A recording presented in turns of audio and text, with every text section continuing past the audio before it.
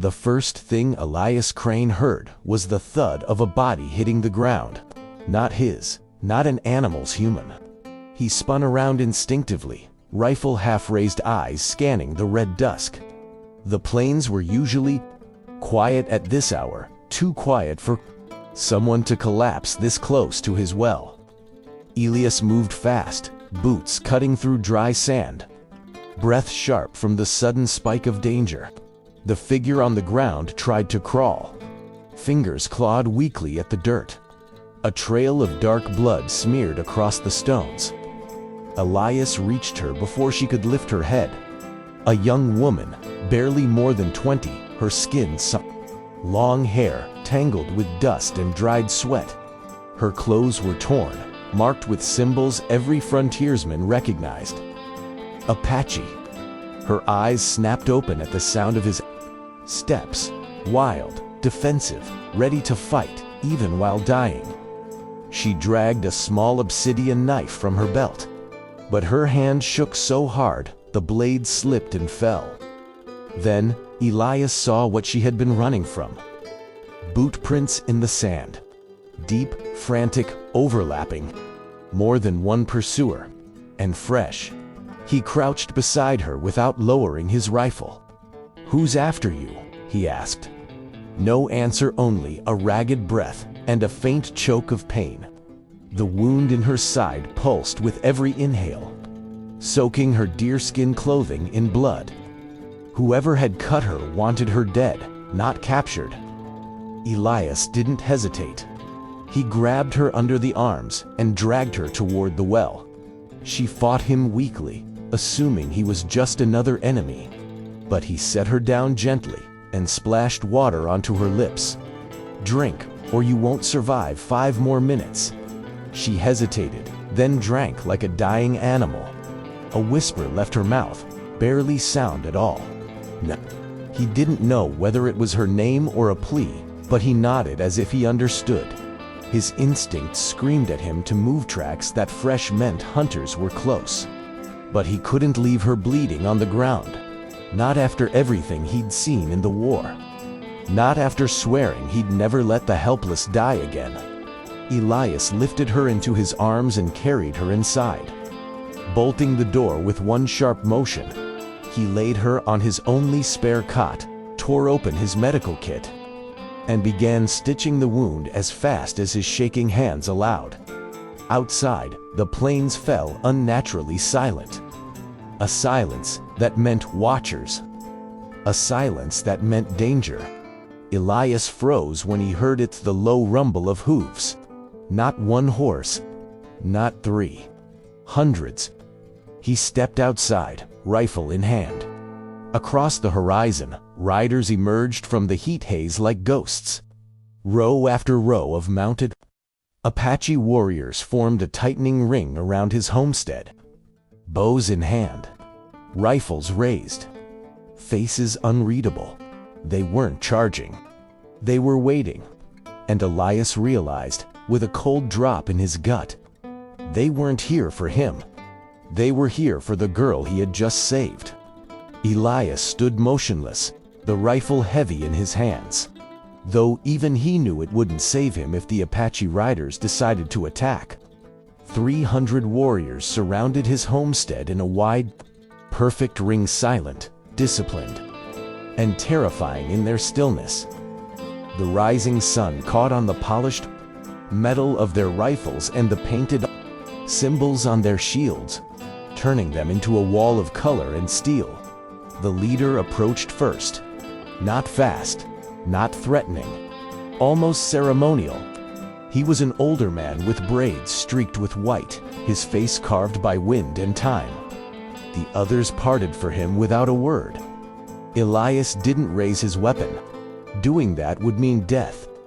The old man stopped, a few steps from him, and studied him with eyes that had seen more wars than Elias could imagine. Finally, he spoke in calm, measured English. "You took her inside." His voice was not accusatory. Not yet. Elias kept his own voice steady. "She was dying. I helped her. That's all." A murmur rippled through the rider's soft but sharp, like a gust slicing through tall grass. The elder's expression didn't change. "She is Nia," he said, "daughter of our second chief. She left our camp last night, hunted by men who wear your boots." Elias's jaw tightened. "I don't wear boots like that anymore." Another murmur. One rider shifted in his saddle, hand resting on a bow. Elias forced himself not to flinch. The elder's eyes narrowed slightly. "We watched you stitch her wound. You did not hurt her. You did not hand her to her hunters." He stepped closer. "This means something." Elias resisted the urge to step back. "It means I wasn't going to let someone die on my doorstep." The elder studied him for a long, silent moment, then raised his hand. Instantly, the entire circle of riders dismounted. Hundreds of boots touched the ground in one synchronized thud. Dust rose around them like smoke. Elias swallowed hard. "Bring her out," the elder said. Elias stiffened. "She can barely breathe." "She's not moving." "That is why we must see her," the elder replied. "To know she still walks the world of the living. To know your intentions." Elias considered refusing only for a heartbeat. But refusing with 300 warriors around him wasn't bravery. It was suicide. He turned toward the cabin. As he reached the doorway, he heard the elder call after him. "Your choice this morning will decide the fate of more than one life." Inside the cabin, the air felt warmer to warm. Nia lay where he had left her, breathing shallowly, her skin pale under the blankets. Elias knelt beside her and touched her forehead. Fever, he cursed under his breath. She needed time. She didn't have any. "Can you hear me?" he asked softly. Her eyes fluttered open, unfocused at first, then sharpening when they found his face. Fear flashed, their fear of pain, of death, of what waited outside. But behind it was something else, recognition. She remembered him. "They're here," she whispered. Her voice was barely sound at all. "I know," Elias replied. "Your people want to see you alive." She tried to sit up, grimaced, and fell back. Elias supported her gently. "You don't have to walk," he said. "I'll carry you." For a moment, she looked at him with suspicion, the old instinctive mistrust between their worlds flickering through her eyes. Then the tension faded. She gave a small nod. Elias lifted her as carefully as he could and stepped out onto the porch. The reaction was immediate. A wave of relief moved through the Apache ranks, not loud, not dramatic, but visible in the way shoulders lowered and weapons eased by a fraction. The elder stepped forward and placed his hand over his heart. "She lives," he said. "Good." Nia stirred weakly in Elias's arms, trying to speak.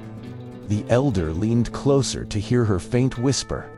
Whatever she said brought a sharp shift in his face, surprise first. Then something that looked almost like respect as he glanced at Elias. "You protected her," the elder said, "against enemies not your own." "I don't choose sides," Elias answered quietly. "Not anymore." The elder studied him for a long moment. "Then perhaps the spirits chose for you." Before Elias could ask what that meant, a distant crack echoed across the plain, sharp, metallic, unmistakable. A gunshot. The Apache riders reacted instantly, forming a protective barrier around the elder. Elias ducked, shielding Nia instinctively. Another shot. Closer this time. Then he saw them, dust rising on the northern ridge, horses, rifles glinting, settlers. And leading them, coat flapping in the wind, badge shining on his chest. Sheriff Dalton. The hunters had arrived. And they were not here for peace. Sheriff Dalton. rode at the front of the approaching riders with the arrogance of a man who had never heard the word no spoken to him. His coat snapped behind him, and his rifle rested ready across his saddle. The men following him, settlers, volunteers, and a few desperate drifters, formed a ragged line of dust and hatred. Elias felt Nia tense in his arms. Even half-conscious, she recognized the danger in the same heartbeat he did. Dalton pulled his horse to a sharp stop, boots scraping dirt. His eyes swept over the Apache warriors, then locked onto Elias like a blade. "Well, I'll be damned," Dalton said, voice dripping with venomous satisfaction. "Crane's taken himself an Apache girl." Elias set his jaw. "She was dying. I helped her. That's it." Dalton spat into the dirt. "That's it? You're harboring the daughter of their war chief, and you think that's it?" A murmur rippled through the settlers behind him, eager, hungry for a fight. The Apache warriors didn't move, but the silence they held was dangerous, thick, like the air before lightning strikes. The elder stepped forward, planting his staff into the dirt between them. "Your men hunted her like an animal," he said, voice calm but edged with fire. "This land remembers such things." Dalton barked a laugh. "Your people raided a caravan last week. 5 dead, 3 missing. That girl is responsible." "That girl," the elder replied coldly, "was not in that raid. And you know it." Dalton's smile vanished. His hand tightened on his rifle. "I'm not here to debate," he said. "I'm here for the girl. And anyone who stands between me and the law will be treated as an enemy of the territory." Elias felt the tension tighten around him like a noose.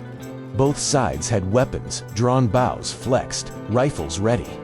One wrong move, one wrong word, and the plains would explode in blood. Nia stirred weakly, whispering something Elias couldn't quite hear. He looked down at her, then at the circle of warriors standing between life and war.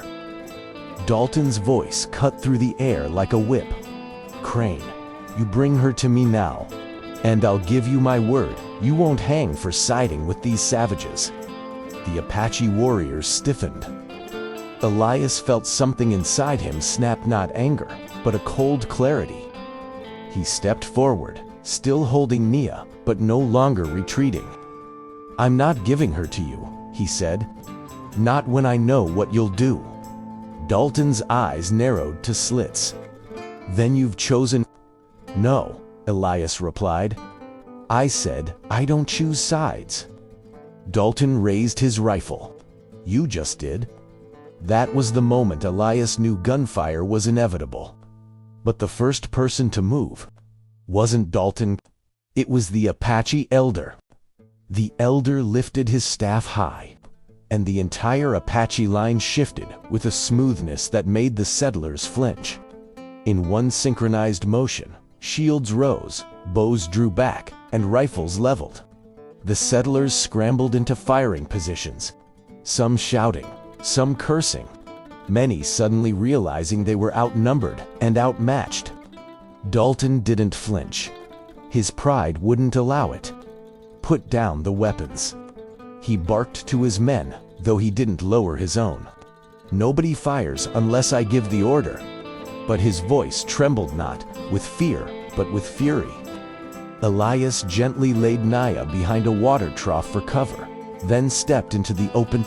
"Dalton, listen to me. If anyone fires, you're going to kill every person here." Dalton sneered. "Only if they don't drop their weapons." Elias pointed at the Apache line. "They're not going to drop anything. They're here because you chased a wounded girl across half the frontier. This ends with you backing off." Dalton's horse stamped anxiously, sensing the tension. But Dalton held his ground. "You don't tell me how this ends, Crane." The elder stepped beside Elias. "Then I will," he said. Dalton scowled.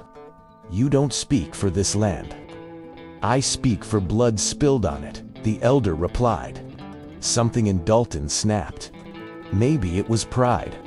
Maybe rage. Maybe the realization he was losing control of the moment. He jerked his rifle up, and Elias moved before he had time to think. He slammed his shoulder into Dalton just as the gun fired, sending the shot wide. A settler screamed in panic.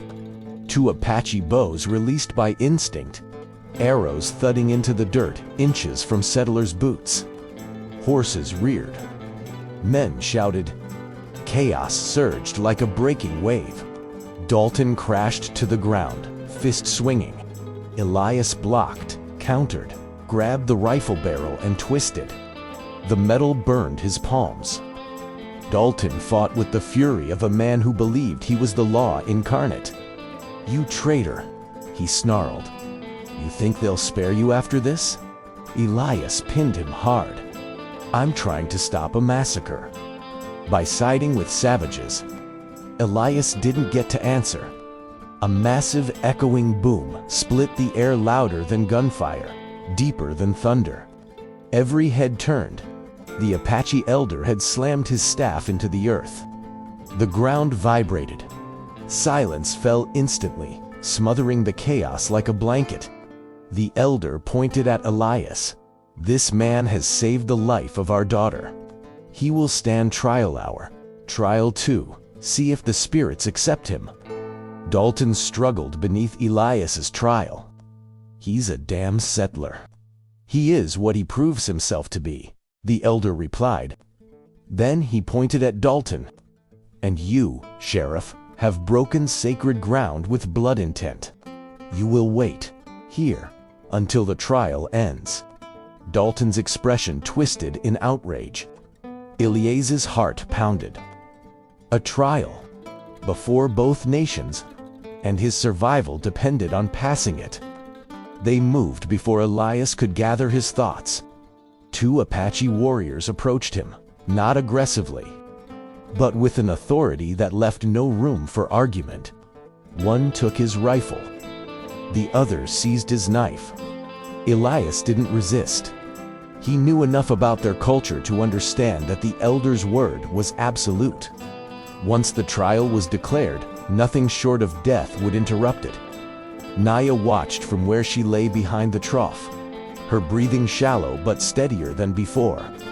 For a moment, their eyes met, and Elias felt a strange flicker of reassurance from her gaze. Fear, yes, but also trust. She didn't want him to face this alone, but she didn't have a choice.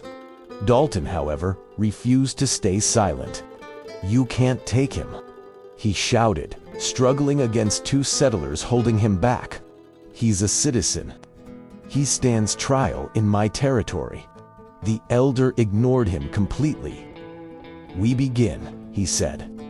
The Apache riders parted, forming a long, narrow corridor of bodies and raised torches. Flames crackled in the rising wind, their heat mixing with the cold tension in the air. At the far end of the corridor, a circle of stones had been arranged, each marked with lines of white ash. In the center burned a small fire, controlled, focused, purposeful.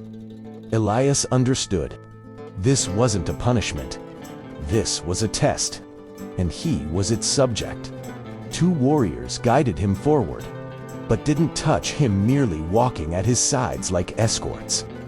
The people lining the corridor watched him with unreadable expressions. Some were curious, others suspicious, a few hostile, all silent. When Elias reached the circle, the elder stepped inside and motioned for him to follow. Elias obeyed. The elder pointed to the fire. "There are two paths in a man," he said. "One that destroys and one that preserves. Today we see which path you walk." Elias swallowed. "And how do I prove that?" The elder ignored the question. Instead, he knelt and placed two identical wooden bowls on either side of the fire. One was filled with purified water. The other held glowing coals. but hot enough to burn through skin in seconds. "The fire judges," the elder said. "The world watches." A whisper of movement rippled through the gathered warriors. Elias looked at the bowls, then at the elder. "You want me to choose one?" "Not choose," the elder said. "Carry." Elias felt his stomach tighten. His hands were raw from fighting Dalton. His palms were blistered. Carrying either bowl would hurt. Carrying the wrong one would destroy him. "What happens if I fail?" he asked quietly. The elder met his gaze without blinking. "Then your life returns to the dust, and the girl returns to us." Dalton laughed sharply from the distance. "Perfect. Go on, Crane. Let's see if your new friends burn you alive for sport." Elias ignored him. He looked at the fire, the bowls, the warriors, the girl who trusted him more than anyone else on either side. He stepped forward, then reached for a bowl. A collective breath rippled through the Apache ranks as Elias lifted the bowl of coals. He didn't grab it out of bravery or defiance-only instinct. Something in him refused to choose the easy path, the one that would prove nothing. He grabbed the bowl firmly with both hands, and the pain hit him instantly. White-hot, blistering, like the touch of metal heated in a forge. He tightened his jaw, refusing to cry out. The elder nodded once, approving. "Walk." Elias stepped around the fire, each movement sending shockwaves of pain up his arms. The coals shifted inside the bowl, burning hotter, settling deeper. Sweat rolled down his temples, stinging his eyes. His breath came in harsh, uneven gasps. But he kept walking. "Do not drop it," the elder warned. "If you surrender the fire will take you." Elias didn't know exactly what that meant, but he didn't want to find out. Halfway around the circle, his legs shook. Pain blurred his vision. His hands screamed to let go. The heat crawled up his wrists like living creatures. He staggered. Nia's voice reached him weak, cracked, but clear. "Elias." He steadied himself. Dalton's mocking voice followed. "Look at him. Fool's gonna burn his hands off." But the settlers' laughter faded as they saw Elias straighten. Take another step, then another. Something shifted in the Apache line warriors leaning forward, eyes narrowing in something like respect. When Elias reached the end of the circle, the elder pointed to the ground. "Place it." Elias knelt, his arms trembling violently, and set the bowl down. His palms stuck to the wood, skin almost fused to it, and he tore them free with a ragged grunt of pain. The elder inspected the bowl, then Elias's burned hands. "Pain is truth," he said. "But pain alone doesn't prove a man." He lifted the bowl of water. For a moment, Elias thought the trial wasn't over, that he'd have to carry the second bowl as well. Instead, the elder tilted it gently and poured it over Elias's hands. The water hissed as it touched his burned skin. Elias inhaled sharply, but the relief was immediate. Cooling, healing. The elder set the bowl down and spoke loudly, so both nations could hear. "This man carries fire without letting it consume him. He chooses to protect, not destroy. He is not our enemy." A rustle of approval moved through the Apache ranks. Dalton looked furious. "You think that trial means anything under territorial law? That was nothing but your desert magic and primitive games." The elder turned sharply, eyes cold. "Trial is sacred. But peace," he pointed at Elias, "must be earned." He addressed both sides now. "This man will stand between our peoples until the danger passes. He will decide the fate of the girl and of the ones who hunted her." Elias blinked. "Me? Why me?" The elder placed a hand on his shoulder. "Because you walked through fire." Nia, watching weakly from the distance, managed the smallest smile. The tension on the plains thickened into something heavy and suffocating. The Apache warriors remained in tight formation around Elias's homestead, while Dalton and his men regrouped on the opposite ridge, pacing like wolves shut out of a kill. No one lowered their weapons. No one trusted anyone. Elias sat on the porch steps, his hands wrapped in cool herbal paste the Apache healer had applied. The burns throbbed, but the pain was fading into something. Manageable background noise compared to the storm that waited between the two camps. Nia slept inside, her breathing steadier now, no longer shallow and erratic. She was safe for the moment. Elias tried to find comfort in that, but his gaze kept drifting toward Dalton's campfire glowing in the dusk. They weren't going to wait long. Men like Dalton never did. The elder approached silently and stood beside him. Your hands will heal. The question is whether the land will... Elias sighed. Dalton won't walk away. He's too proud, too angry. And you? The elder asked. What anger do you carry? Elias didn't answer at first. His memories rose like ghosts: the war, the bodies, the children left crying in burned-out homes. He had been on both sides of brutality. He knew exactly what anger could turn into. I'm tired of choosing between sides, he finally said. Every time I do, people die. The elder nodded slowly. Then choose a different path. Elias gave a bitter laugh. Between an outlaw sheriff and 300 warriors, what path is left? The one no man sees, the elder replied. Before Elias could ask what he meant, a scout hurried toward them. Breath loud, expression tense. Riders, the scout said in Apache. Coming from the west. The elder stiffened. More settlers. No, not settlers. The scout hesitated. The hunters. The ones who wounded Nia. Elias's blood ran cold. The men who had chased her weren't Daltons. They were worse. Mercenaries hired to eliminate Apache leadership. Men with no loyalty except to coin. Men who didn't care about treaties, laws, or human life. And now they were coming straight toward the ranch.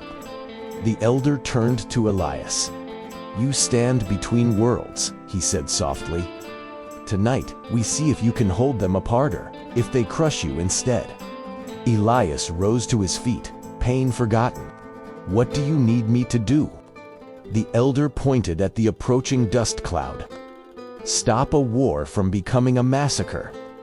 The mercenaries arrived fast and without warning. Rough, hardened men with rifles slung across their backs and cold hunger in their eyes. Their horses were exhausted but driven mercilessly. They rode not with the caution of soldiers but with the reckless speed of predators chasing scent.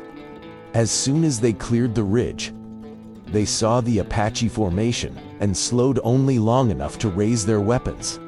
Dalton stood, stunned. What the hell are you doing here? The lead mercenary grinned, revealing cracked teeth. Cleaning up your mess, Sheriff. You didn't finish the job, so the folks paying us sent for men who would. Dalton's face darkened. This is my territory. I never called you in.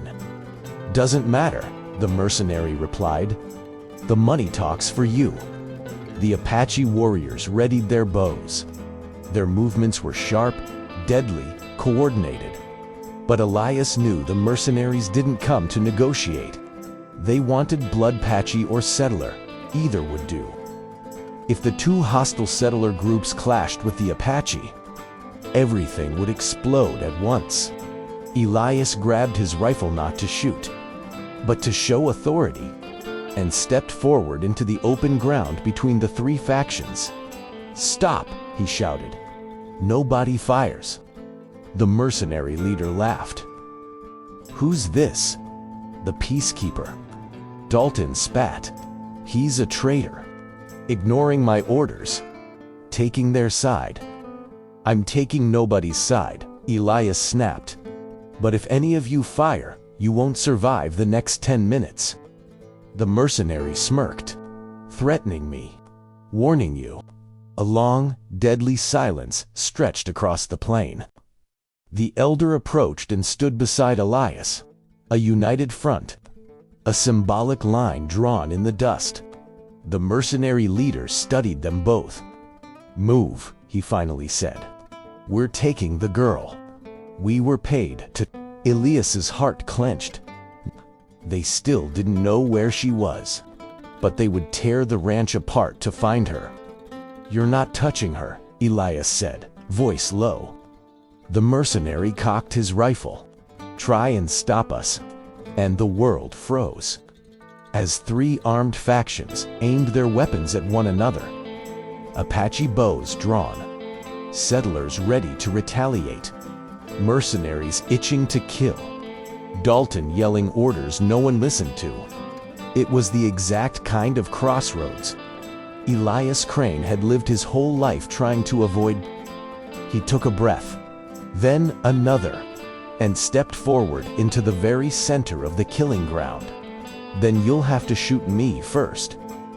The mercenary blinked, confused, irritated. Elias didn't stop walking. The elder whispered, "The path no man sees," and everything exploded at once.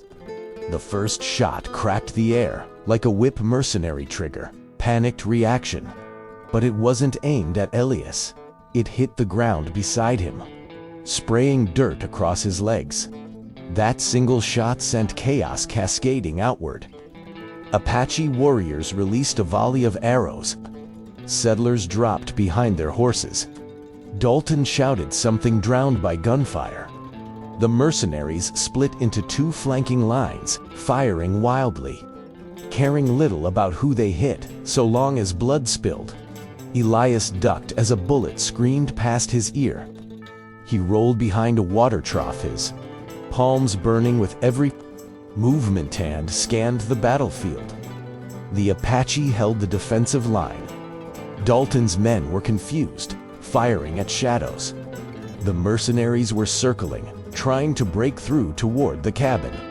Toward Naya. Elias stood. He ran straight into the gunfire. Bullets snapped around him like angry insects. He kept sprinting, lungs burning, legs pounding the dirt. He wasn't thinking, just moving. The only image in his mind was Naya, lying vulnerable in that small room. A mercenary reached the cabin door first.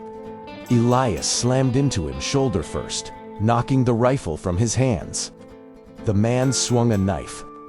Elias blocked with his forearm, ignoring the sting, and drove his knee into the mercenary's ribs. The man gasped, stumbled, and Elias hit him again hard enough to drop him. He grabbed the fallen rifle and kicked the door open. Naya struggled to sit up, clutching the blanket. Fear widened her eyes. "Elias, stay low," he said. "They're here for you." A crash sounded outside the mercenaries regrouping. Elias dragged a heavy cabinet in front of the door, another against the window. The cabin trembled as someone slammed into the wall. "They will not stop," Nia whispered. "They want the blood of my father." Elias knelt beside her. "Why were they hunting you?" Her eyes filled with pain, not from her wound, but from memory. "Because I refused to betray him." Another slam. Wood cracked. Elias grabbed his rifle. "We need to move." She shook her head weakly. "I cannot run." He scooped her into his arms. Pain shot up his burned hands, but he held on. "Then I'll run for both of us." The cabin door burst inward. 3 mercenaries stormed in. Elias didn't hesitate. He dove through the back window, glass shattering around them. They hit the ground hard. He shielded Nia with his body, rolled, and sprinted into the tall grass behind the ranch. Gunfire followed. Arrows answered. The plains roared with war behind them. But Elias ran anyway because the only thing worse than dying now was failing. The girl whose life had been thrust into his hands. Elias pushed deeper into the tall grass. Every step a battle against exhaustion and burning lungs. Nia clung to him weakly, her breath warm against his neck. Behind them, the mercenaries crashed through the field, shouting orders, splitting into search lines. They were close, too close. He dropped to one knee in the shade of a rocky outcrop, gently lowering Nia. "Stay quiet," he whispered. She nodded, though fear trembled through her body. Elias scanned the landscape. Smoke rose from the battlefield behind them. Apache torches burning alongside settler gunfire. The ground vibrated with the clash of riders. Dalton's shouts carried faintly across the wind. This wasn't a battle. It was a storm swallowing everything. Nia touched Elias's shoulder. "Why do you help us? You owe my people nothing." Elias met her gaze. "I've seen too many people die in wars they didn't choose." He looked out across the carnage. "I won't let you be one of them." A twig snapped. Elias grabbed Nia's hand, pulling her behind a boulder just as a mercenary emerged from the brush. The man scanned the area, rifle raised, breath heavy. Elias held his own breath, body tense. The mercenary stepped closer. Closer. His shadow passed over them. Elias moved. He lunged from behind the rock, tackling the man into the dirt. The mercenary swung wildly. Elias blocked, drove his elbow into the man's throat, and ripped the rifle away. The mercenary gasped, reaching for a knife. Elias fired. The shot echoed across the plain. Nia flinched. Elias didn't look at the body. He grabbed her hand. "Move." They emerged from the grass and found themselves on a small rise, overlooking the battlefield. From above, Elias saw the truth. The mercenaries were pushing toward the Apache flank. Dalton's settlers were losing ground. The Apache were close to being surrounded, and the elder who had risked everything to protect Elias stood in the center, staff raised, refusing to retreat. Nia tensed. "They will kill him, and then they will kill us all." Elias's jaw tightened. His burned hands throbbed with every heartbeat. He had tried to run from choosing sides, but the world had chosen for him. He lifted the rifle. "You can't fight 3 armies," Nia whispered. "I don't need to fight 3, he said, steadying his aim. "Just the right one." He fired. The bullet struck a mercenary about to flank the Apache line. Then another, and another. The tide shifted as the Apache warriors saw Elias firing on their enemies. A roar rose from their ranks, shout of unity, of renewed ferocity. Dalton's men hesitated, confused. The mercenaries cursed, scrambling for cover. The elder looked up the hill, saw Elias, and lifted his staff in acknowledgement. "You are the keeper," he murmured under his breath. "The one who stands where no other dares." Elias held the rifle tight. For the first time, he believed it.